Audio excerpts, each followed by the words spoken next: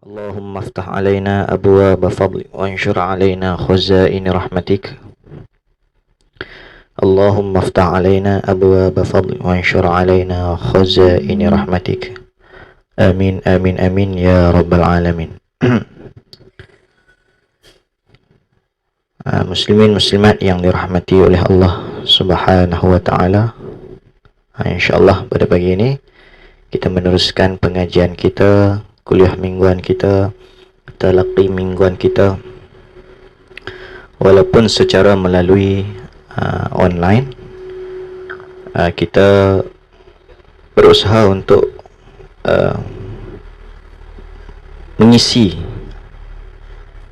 kefarduan kita tentang ilmu fardu ain daripada ilmu tasawuf, yang seperti kita maklumkan pada pengajian-pengajian kita sebelum ini. Memang kalau nak cerita ilmu, nama ilmu tu tak ada lah, tapi dari segi pengamalan tu telah ada. Ada segi kaedah pada nama memang tak ada. Hukum nun mati pun tak ada zaman Nabi SAW. Tapi nak baca macam yang Nabi tu memang dah ada daripada Nabi. Apa yang kita duk baca sekarang ni seperti yang Nabi SAW ajarkan kepada kita, yang dia pelajari daripada malaikat Jibril. Maka begitulah diajarkan kepada kita, buh pi nama apa pun. Maka begitu juga ilmu tasawuf yang kita pelajari pada hari ini. Nak cari nama pada zaman dulu tasawuf tak ada. Tapi dari segi ilmunya, pengamalannya dah ada sejak zaman Nabi sallallahu alaihi wasallam. Baiklah. Jadi kita tengok kitab kita pada muka surat 10.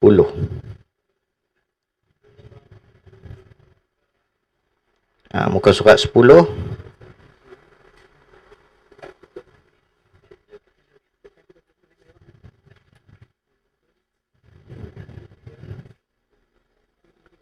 Pada muka surat 10. Tajuk kita hari ni bab lidah kan? Bab lidah. Bismillahirrahmanirrahim. Wa qala al-musannif rahimahullahu ta'ala. Berkata Tuan Musannif rahimahullahu ta'ala, ketahui fasal yang ketiga. Tuan Musannif ni tuan pengarang lah. Jadi kata Tuan Musannif, tuan pengarang kita, iaitu Syekh Abdul Qadir Al-Mandili, dia kata fasal yang ketiga pada menyatakan lidah, pada nak menerangkan lidah. Lidah di sini bukan lidah macam hadu ada ni, tapi lidah yang bersepakai dengan sifat perkata. Lidah yang bersepakai dengan sifat perkata tu. Kalau kita tengok orang bisu ada lidah tak? Ada. Kata jangan duk kata orang bisu tak ada lidah. Tapi dia tidak dikurniakan Allah Subhanahu wa taala dengan sifat perkata, dia tak boleh nak berkata-kata. Tu. Lagi kata Tuan Musannif, ketahui olehmu bahawasanya Allah Ta'ala menjadikan ia Allah akan lidah yakni yang bersepakai dengan sifat perkata tu, bagi engkau. Allah menjadikan lidah ni bagi kita supaya membaca engkau dengan dia lidah akan Quran. Jadi kita macam kita duk mengaji dah minggu lepas, minggu sebelumnya, kitab kita tajuk Penawar Bagi Hati. Bukan sekadar nak cerita tentang sifat hati, yang hati ini kena beribadah dengan sifat-sifat tersebut. Bukan sekadar tu. Bahkan hati juga akan terkait dengan anggota-anggota tubuh badan yang lain, sebab dia raja. Raja hati ni, dia ada hubung kait. Sebab tu diceritakan berkenaan daripada perkara-perkara tubuh badan, telinga, mata, mulut, tangan, kaki. Tu.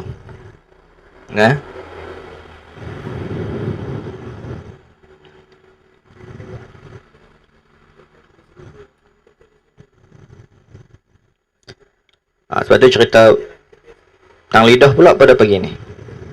Jadi Allah Ta'ala menjadikan macam-macam nikmat kepada kita, dan kita kena tahu nikmat itu pada jalannya. Nikmat mata untuk apa? Syukur.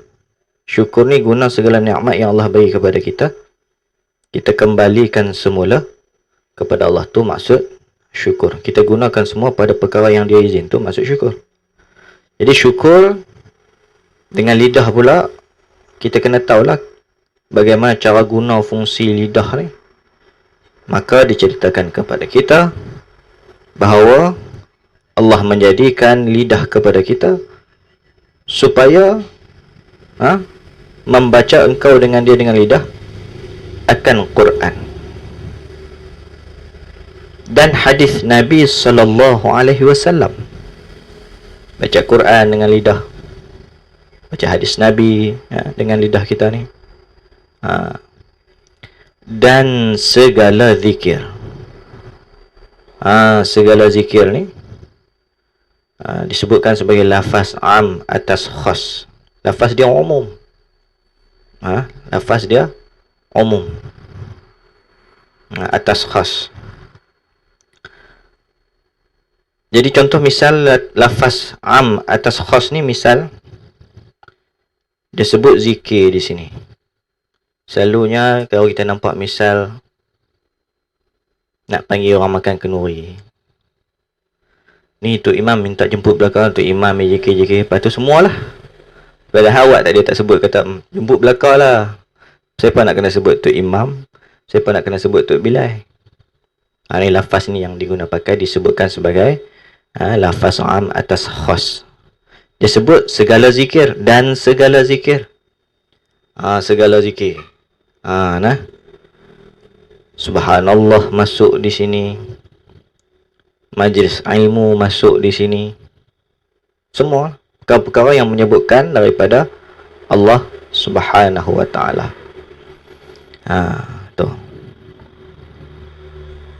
Jangan kita kata zikir saja. Taklah, maksud perkara-perkara yang mengingatkan Allah menggunakan lidah, masuk sekali. Dan pengetahuan yang memberi manfaat, yani, dan ilmu pengetahuan. Allah jadikan lidah ni supaya membaca engkau dengan dia lidah dengan ilmu pengetahuan yang memberi manfaat. Ada juga ilmu pengetahuan hak tak bagi manfaat. Bukan pukul borang belaka kata ilmu pengetahuan tu semua bermanfaat. Ada yang tak bermanfaat. Macam-macam. Yang jenis ajaran sesat pun ada. Ada setengah tu. Dia kata kalau nak mengaji kat dia boleh kena lewat-lewat pukul 11 malam masa orang tak apa ada. Hak tukang mengajak tu pula baju pun tak pakai. Tinggal pakai selok pendek mengajak apa? Dia kata, kita pun tanyalah, mengajak apa tu? Ni dia kata alif ni makna apa? Tu kira alif makna apa, ba makna apa? Tidak ada makna kalau baca alif pun duk bunyi alif-alif. Mesti betul segala huruf makhraj dan sebagainya untuk mengesahkan apa? Bacaan dalam sembahyang kita yang terbabit daripada rukun. Khususnya dalam soal Fatihah, dalam soal bacaan tasyahud kita. Ni Allahu Akbar kita. Bunyi Allahu Akbar pun. Asyhadu an la ilaha illallah, tasyahud kita pun bunyi asya bukan asyhadu. Ini semua perkara yang memainkan peranan pentingnya dalam apa? Dalam mengesahkan sesuatu ibadah kita. Jangan kita sampai tersalah dalam memilih guru, dalam memilihkan ilmu pengetahuan. Sebab tu dikatakan di sini dan pengetahuan yang memberi manfaat dan ilmu pengetahuan yang memberi manfaat. Sebab tu Nabi pun doa, wa na'udzubika min ilmin la yanfa'. Jangan bagi ilmu yang tak bermanfaat. Nabi pun doa, kita siapa? Jadi lebih-lebih lagi kena doa. Kadang-kadang dapat apa dia musim-musim Maulid ni, dia dapat ilmu jenis duk kata kat orang yang memuliakan Nabi dengan menyambut Maulidur Rasul. Bid'ah sesat masuk neraka. Tu tak betul. Jangan duk kata macam tu. Nah, kena tengok bagi elok-elok, perhati bagi elok-elok. Jangan duk main kira semangat. Nah, silap-silap pilih semangat, kena semangat salah. Itu. Baik. Jadi, dan supaya mengajar engkau dengan dia lidah akan ilmu yang memberi manfaat. Jadi, dengan lidah tadi juga boleh kita berzikir, sebut nama Allah. Dengan lidah tadi juga kita dapat membacakan ilmu-ilmu yang bermanfaat. Dengan lidah ni juga supaya mengajar engkau dengan dia lidah akan ilmu yang memberi manfaat. Dengan lidah ni sampaikan ilmu yang memberi manfaat. Bukan duk kata hak nu, duk kata hak ni, duk bunyi riuh rendah pasal capal 2-3 hari ni. Macam-macam lah. Allah. Ada perkataan yang hodoh disebutkan sampai kita tak layak nak sebut, tak sanggup nak sebut. Dia kata awak tak boh najis Nabi. Kalau kecapal Nabi awak tak boh najis Nabi. Allahu Akbar. Subhanallah, astaghfirullahalazim. Sampai setara tu kita ni awak jadi benci, iri hati kita dengan Nabi Muhammad sallallahu alaihi wasallam. Jangan sampai jadi macam tu, no? Allahu Akbar. Allahumma salli ala sayyidina Muhammad. Baik, kita tengok.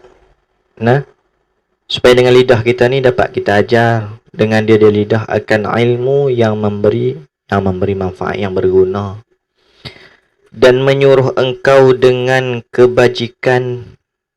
Dengan lidah ni boleh guna untuk suruh orang buat baik dan melarang daripada kejahatan. Guna lidah ni untuk cegah kemungkaran. Tegur orang buat silap dengan lidah, bukan untuk mengata ke orang. Dan memberi nasihat engkau akan orang Islam. Boleh duk bagi nasihat. Sebab ad-dinun nasihah, agama ni dia terbangun dia dengan nasihat. Tak ada majlis ilmu, tak ada lagi nasihat, maka agama nanti tak ada lagi lah bersama-sama dengan kita. Tak ada dah, habis lah.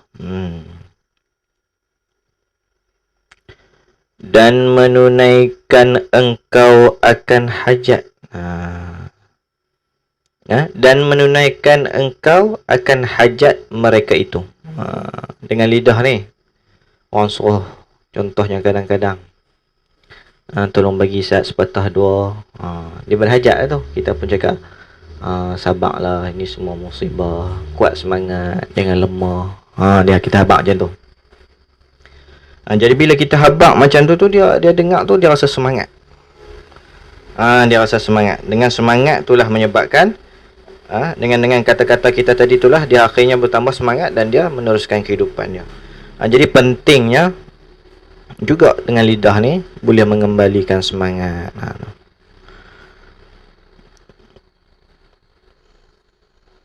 Dan mendamaikan engkau akan mereka itu orang Islam. Dengan lidah ni kita boleh mendamaikan, bukan memecah belahkan. Mendamaikan dapat pahala.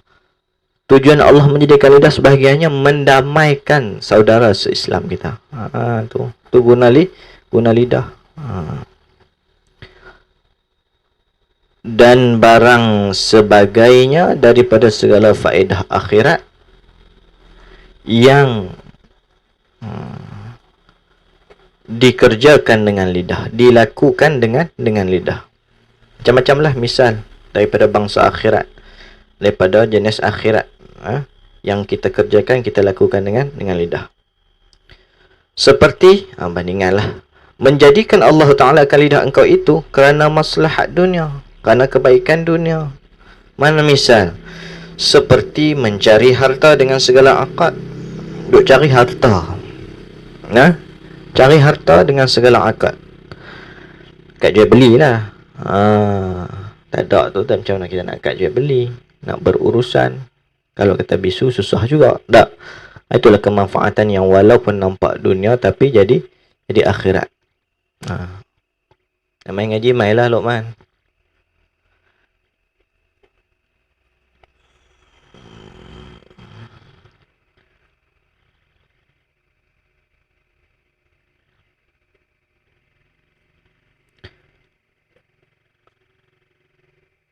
Seperti menjadikan Allah Ta'ala akan lidah engkau itu kerana maslahat dunia. Seperti mencari harta dengan segala akad. Seperti akad jual beli. Dan akad sewa. Banyak akad-akad. Akad sewa pun ada juga. Akad jual beli pun ada juga. Macam-macam.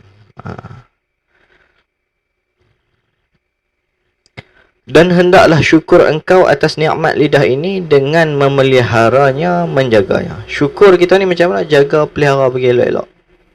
Itu syukur. Kita duk jaga apa hak milik kita bagi elok-elok. Harta benda kita, kereta, rumah kita, anak bini kita jaga bagi elok-elok. Itu syukur. Jaga tak mau bagi rosak. Bukan jaga tak mau bagi rosak di dunia, bahkan tak mau bagi rosak kemanfaatannya sampai akhirat dengan maksud kita menggunakan pada jalan Allah. Masya Allah. Gitu.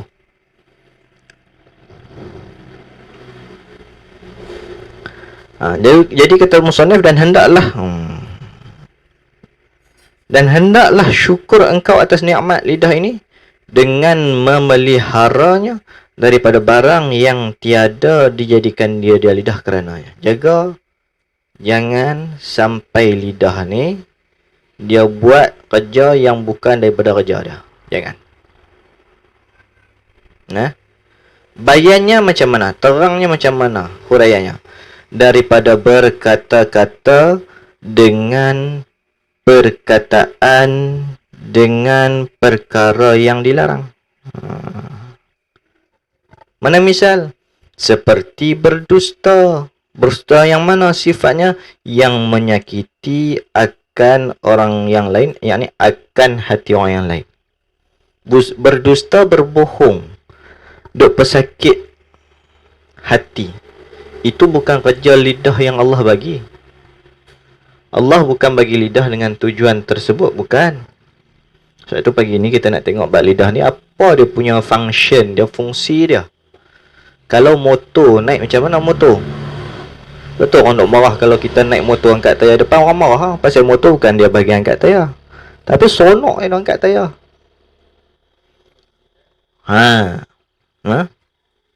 Sebab itu kita naik motor ikut cara-cara dia.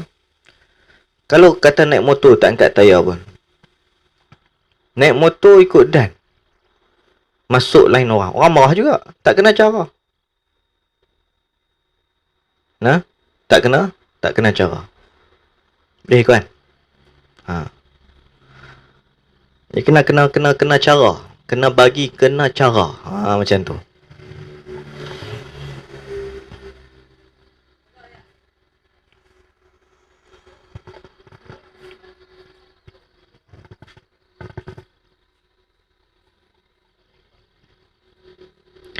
Seperti berdusta yang menyakiti akan hati orang yang lain. Bukan sebab itu Allah menjadikan lidah, bukan.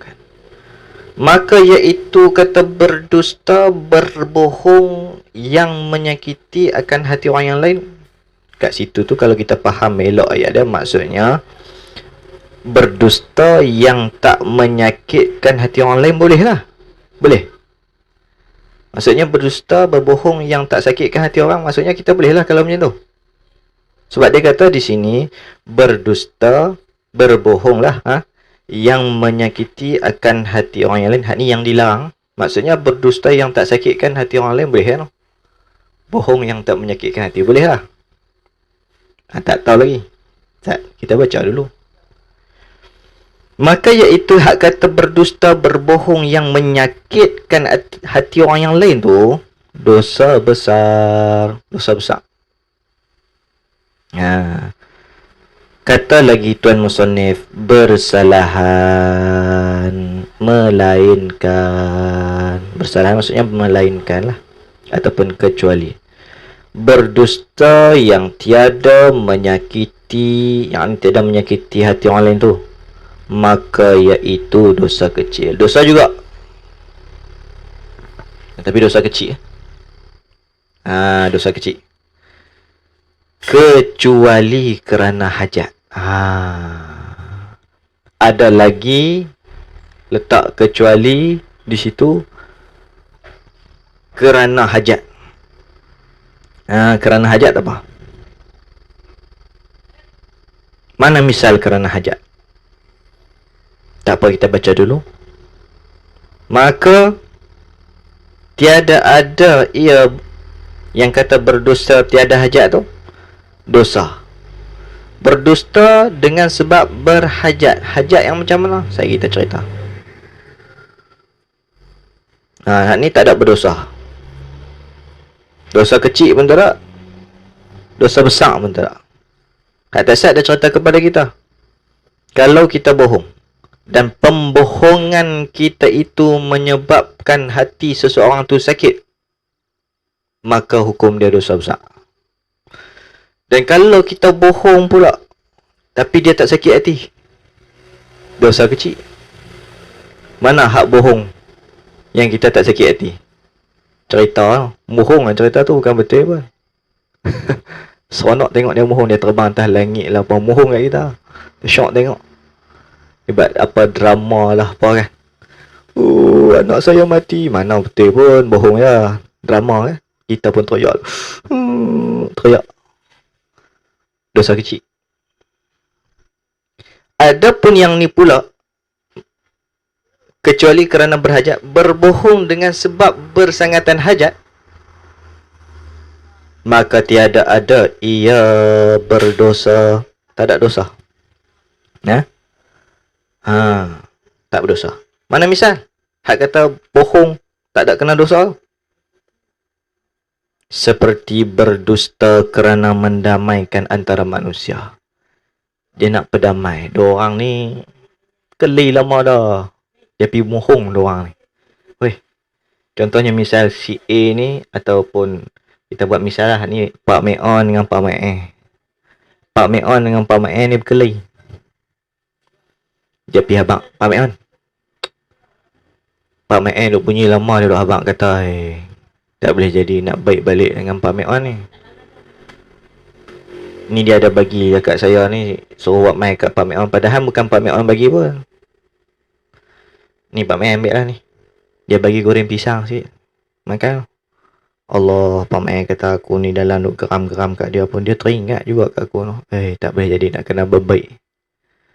Mohong ini, berbohong ini, menipu ini, kerana berhajat, kerana nak mendamaikan, maka tiada ada dosa padanya. Bahkan diberikan pahala. Kerana mendamaikan manusia. Bahkan terkadang bohong ini menjadi wajib. Ni yang kita tak faham, kadang-kadang kita tak faham. Yang kita kerja kata kat ustaz-ustaz.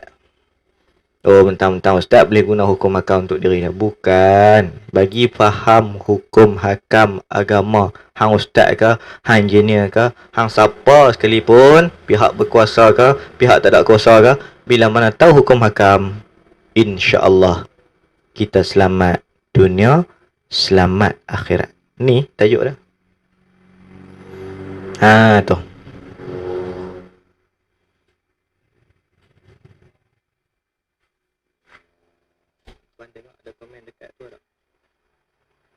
Bagi yang di Google Meet, kalau ada sebarang persoalan, boleh tanya saat lagi, ikut-ikut kita boleh nak jawab. Tapi berkaitan dengan pengajian sajalah. Selain daripada pengajian, kita tak pada jawab.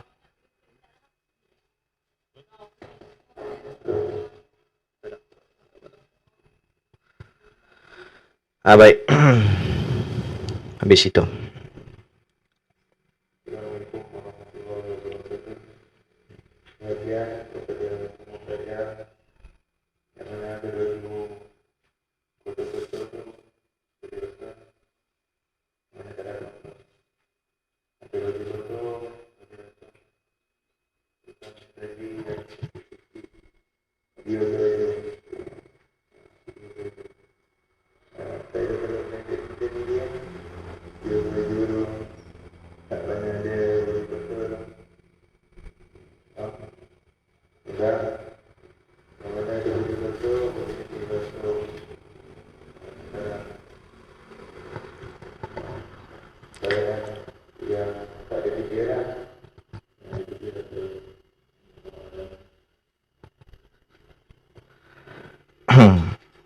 Baik, Elan Sat.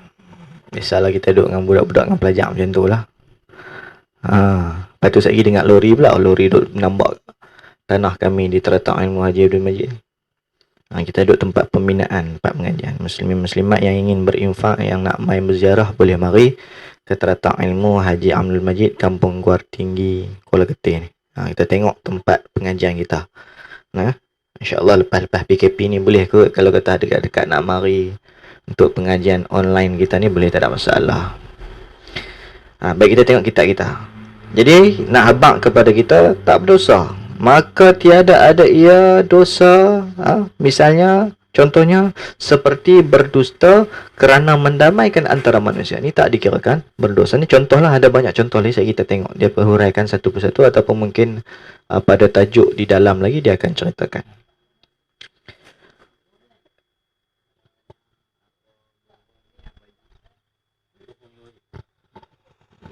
Ada soalan, apa bohong yang wajib? Bohong yang wajib, misalnya macam contoh, bohong yang wajib ni, ada seorang musuh mari kepada kita. Bukan musuh, dia lari daripada musuh. Dia hutang Ahlong ke, Ahlong nak bunuh dia ke, ataupun musuh nak bunuh dia ke sebab dia hutang. Kan? Dia mari menusuk dalam rumah kita misalnya. Orang tu mai tanya kita, ada nampak tak si Pulan ni, si A ni, kami nak bunuh dia? Ada dalam rumah saya ni. Tak boleh, hukum dia haram guys tu. Wajib kita kena bohong. Tak ada. Bukan tak ada pasal-pasal apa nak pergi bunuh. Nyawa yang diharamkan oleh syarak dibunuh, kita wajib selamatkan. Jadi kita faham di situ, itu wajib berbohong. Kadang-kadang betul juga Pak Ramli duk ajak tu tipu sunat. Tapi dia ajak kata tipu sunat tu ada, cuma kaedah mungkin 1-2 yang tak kena, yang tak sesuai. Bukan kata tipu sunat tu tak ada. Ada tipu yang wajib, ada tipu yang sunat, ada tipu yang haram, ada tipu yang makruh, ada tipu yang harus. Tu. Ini bukan nak cerita pasal bohong, tajuk kita pasal lidah. Maka sebahagiannya berbohong ada perkara yang melazimi di lidah kita. Dan ada bohong-bohong yang dibenarkan, dan ada bohong-bohong yang tak dibenarkan. Contoh macam bohong yang wajib, kita cerita tak sat, untuk kita jaga dia. Kalau kita habaq dia kena bunuh. Maka wajib kita bohong ketika tu. Tak ada, saya tak nampak pun. Tak tahu pergi ke mana. Selamat dia. Nyawa yang syarak haramkan membunuhnya, maka kita masa itu diwajibkan berbohong, ataupun bahasanya tipu. Okey.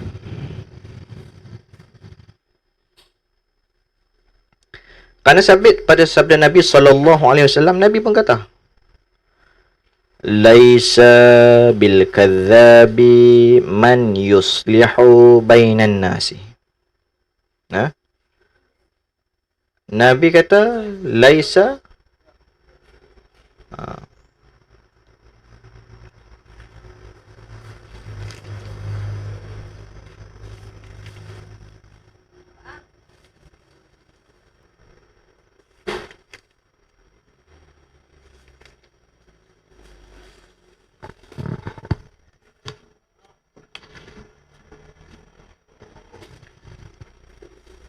Laisa bil kadzabi man yuslihu bainan nasi, riwayat Asy-Syaikhani. Asy-Syaikhani merujuk kepada Imam Bukhari dan Imam Muslim sebut Asy-Syaikhani, dua syekh.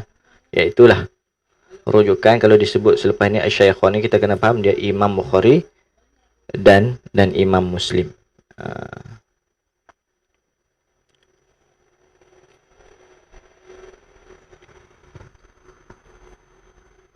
Jadi hadis ni kata Nabi, tiada mereka yang mendamaikan antara manusia itu berdusta. Tak dinamakan mereka ni berdusta, berbohong. Bukanlah daripada mereka ini, ataupun taklah disebutkan mereka ini berdusta, Kerana mereka ini adalah mendamaikan antara manusia, mendamaikan dua manusia. Jadi mereka ni bukan bohong. Lepas tu kita nak kena faham kadang-kadang hukum hakam ni. Bukan qat'i putih kata babi itu haram, sampai satu ketika babi ataupun khinzir itu boleh kita makan masa bila masa darurah. Tak ada apa nak makan dah. Contoh kita sesat dalam hutan. Tak boleh nak makan apa dah. Maka saat itu nampak babi mari kodek-kodek. Pastikan tak ada apa dulu nak makan. Maka boleh kita makan babi itu, tapi jangan buat panggang salai pula. Habuan makan untuk bagi tenaga ya. Sampai belah tak boleh. Tu hukum haram balik. Nah, sekadar je bagi dia tenaga ya. Jadi nak abang kata kepada kita, hukum ni dia boleh berubah mengikut keadaan, tapi mesti didasari dengan ilmu, bukan didasari tiru-tiru. Habis di situ. Bahkan terkadang wajib berdusta. Ni wak mari ni, wajib bohong ni, wajib tipu ni. Tok guru kita cerita, pengarang kitab kita cerita.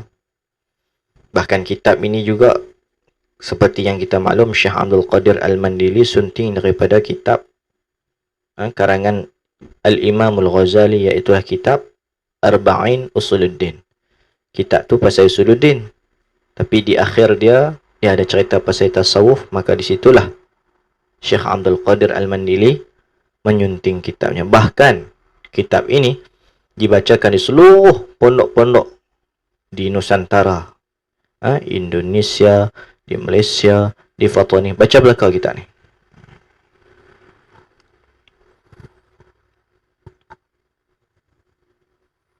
Kita ada lagi 15 minit. Untuk kita lihat.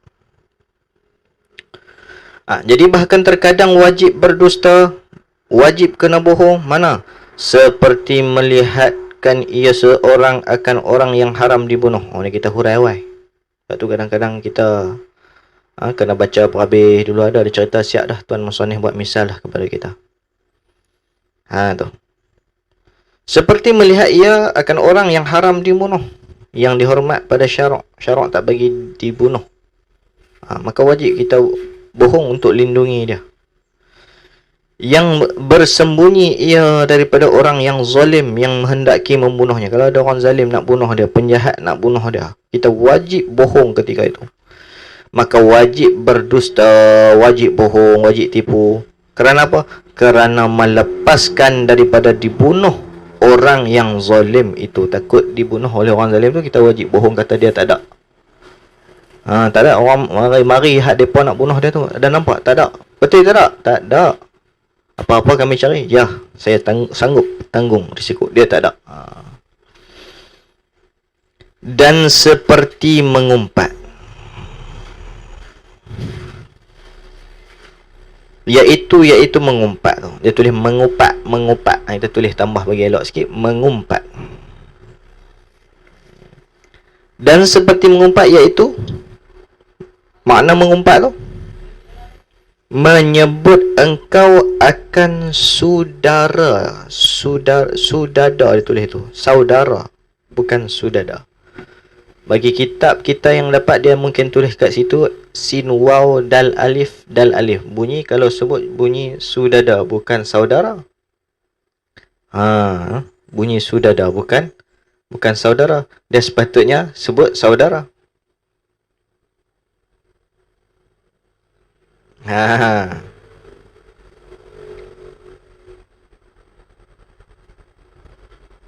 Jalan.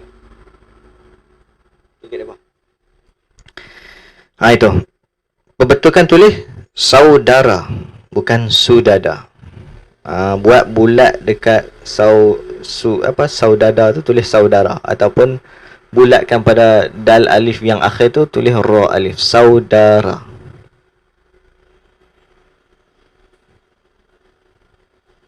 Iaitu makna mengumpat tu menyebut engkau akan saudara engkau dengan perkataan yang benci ia akan perkataan jika didengarnya. Maksud mengumpat ni, bila orang lain benda tu betul dia buat, dan bila dia dengar dia rasa benci. Itu maksud mengumpat. Kita mengumpat anak dia tu lah, Kalau bajet-bajetnya agak-agakkan kita, kalau dia dengar kita bersemang tu, dia sakit hati tak? Dia sakit hati. Itu nama mengumpat. Kalau anak dia buat betul, itu nama mengumpat. Kalau kita duk semang-semang pada anak dia tu buat, itu jadi fitnah pula. Fitnah ni yang orang tak buat, mengumpat ni yang orang buat. Kedua-duanya orang dengar sakit hati. Nah, begitu.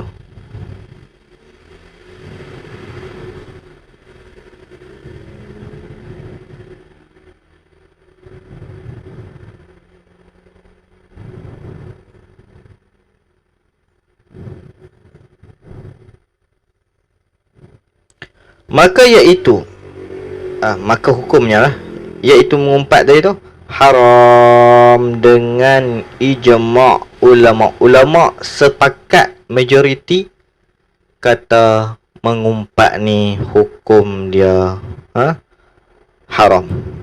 Bahkan berkata kebanyakan mereka itu ulama tu lah, bahwasanya mengumpat itu berdosa besar.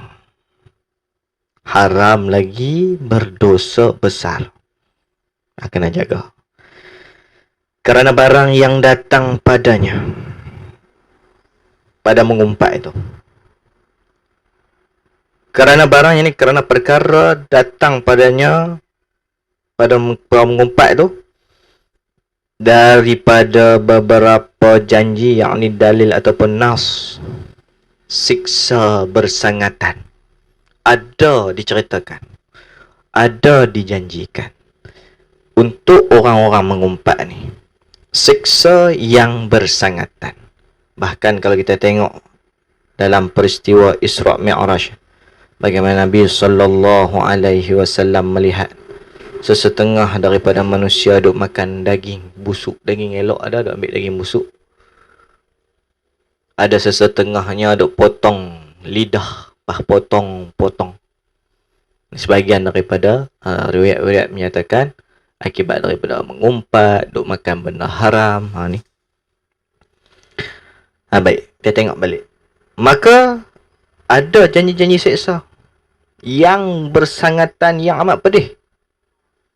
Misalnya seperti firman Allah Ta'ala, A'udzu billahi minasyaitonir rajim.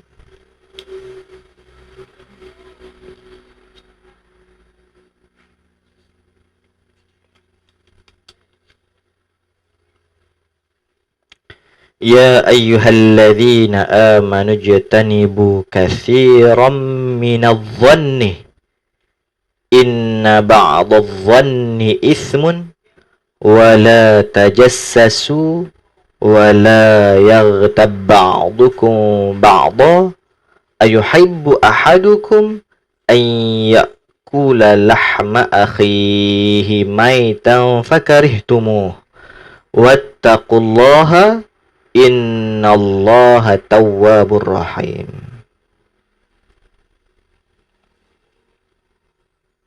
Artinya, hai sekalian mereka yang beriman, jauhkanlah oleh kamu akan banyak daripada sangka, iaitu sangka tu, sangka yang jahat.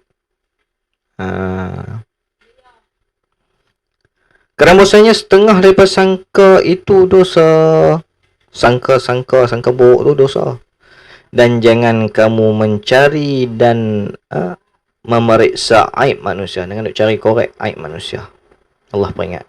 Dan jangan mengumpat setengah kamu akan setengah. Jangan. Ni masuk dalam kategori tak boleh. Adakah suka, adakah lalu kita ni, adakah lalu seorang kamu bahawa makan ia seorang daging saudaranya pada ketika mati. Orang mati larat, kita duk ambil daging dia makan. Lalu kah? Selera kah? Makan daging mentah pun kita tak mau makan dah. Daging mentah pun tak mau makan dah. Tambah lagi daging saudara kita. Allah Akbar. Maka benci kamu akan dia, tak suka ke darah kita ni. Tak mau, tak mau dah. Kata orang baling. Kata orang Kedah tak kelapak. Ha. Tak mau lah. Ha? Dan takut oleh kamu akan Allah Ta'ala. Kena takutlah kepada Allah. Bahasanya Allah Ta'ala itu sangat menerima taubat, lagi sangat kasih sayang. Takutlah kita kepada Allah dengan sebenar-benar takut, yakni ikut apa yang Allah suruh, tinggal apa yang Allah larang. Itu baru nama takut. Ni banyak benda hak kita dah buat tak kena lagi ni, nanti tak boleh nama takut. Duk berani lagi lawan Allah. Tak takwa lagi lah kita ni. Itu.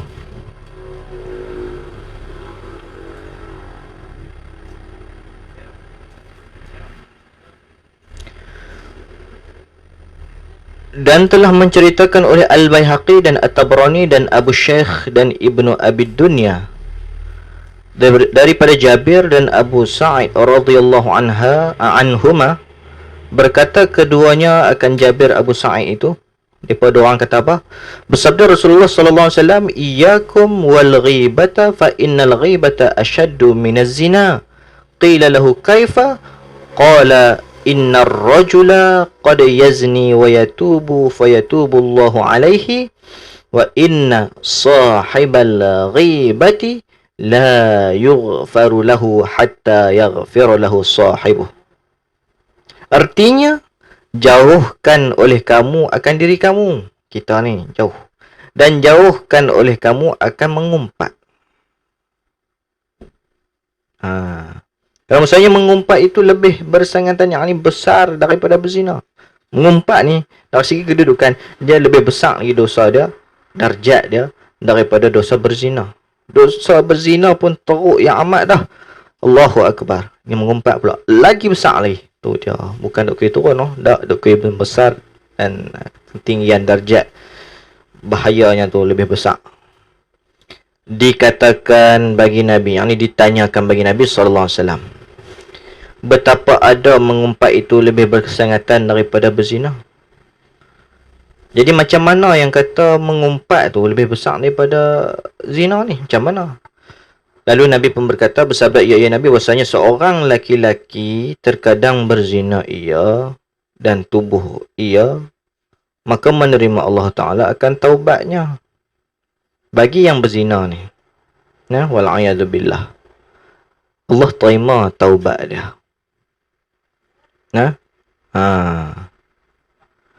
Bukan tubuh tadi, baca salah, ulang lain. Bahasanya seorang laki-laki yang terkadang berzina ia dan taubat ia. Bukan tubuh, taubat. Buh baris. Tu penting baca kitab Jawi ni, kena buh baris. Tak buh baris jadi celaruh lalu. Ta fathah, waw sukun, ba fathah, ta sukun. Taubat. Bahasanya seorang laki-laki terkadang berzina ia laki-laki dan taubat ia laki-laki, maka Allah maka menerima Allah Ta'ala akan taubatnya, Allah terima. Dan bahasanya yang mengumpat itu tiada diampuni baginya bagi yang mengumpat hingga mengampuni baginya bagi orang yang mengumpat tadi oleh orang yang diumpatnya. Sampai orang hak dia mengumpat tu maafkan dia, baru Allah maaf, baru Allah ampun dia, baru Allah terima taubat. Maksud tak cukup saja dengan taubat kepada Allah, kena dia minta maaf kepada orang yang dia duk mengumpat. Susah. Sebab tu ketinggian tu lebih tinggi bahaya dia daripada berzina.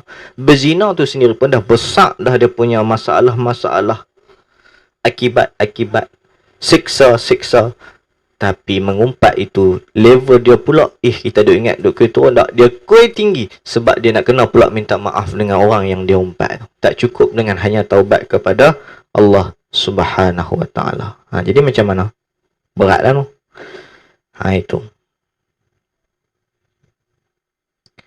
Dan seperti menyalahi janji yang adalah ia salah satu daripada segala alamat munafik. Sabda Nabi sallallahu alaihi wasallam. Sekejap lagi kita sambung tadi sebab masa kita dah cukup jam 11.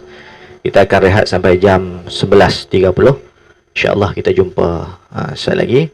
Wallahu subhanahu wa ta'ala alam. InsyaAllah jumpa jam 11.30. Assalamualaikum warahmatullahi ta'ala wabarakatuh.